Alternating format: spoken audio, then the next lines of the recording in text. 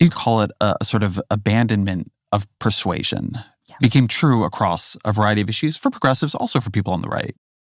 And sometimes I wonder how much that reflected the movement of politics to these very unusually designed platforms of speech, where what you do really is not talk to people you disagree with.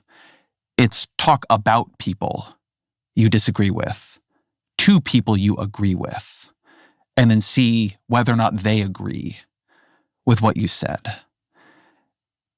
And there's a way in which I think that breeds very different habits in the people who do it.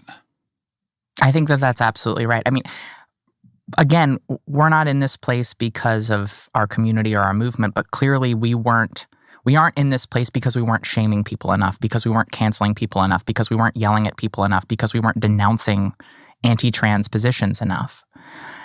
I think the dynamic with social media is that the most outrageous, the most extreme, the most condemnatory content is what gets amplified the most. It's what gets liked and retweeted the most. And people mistake getting likes and retweets as a sign of effectiveness.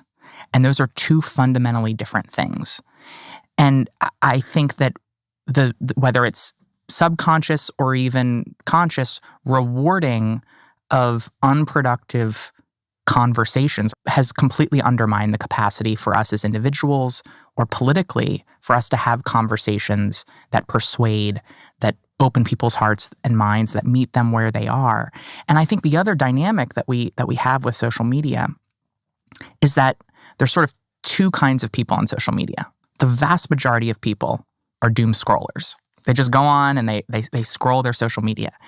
20% maybe are doom posters. 10% on the far right, 10% on the far left. The people who are so strident and angry that they're compelled to post. And that content gets elevated. And it's warped our perception of reality. It's warped our perception of who people are and where the public is. One of the best things about being an elected official is that I have to break out of that social media echo chamber, that social media extreme world, and interact with everyday people. And you see, yeah, there are real disagreements, but that 80% of the doom scrollers or the people who aren't even on social media are actually in a place where we can have a conversation with them.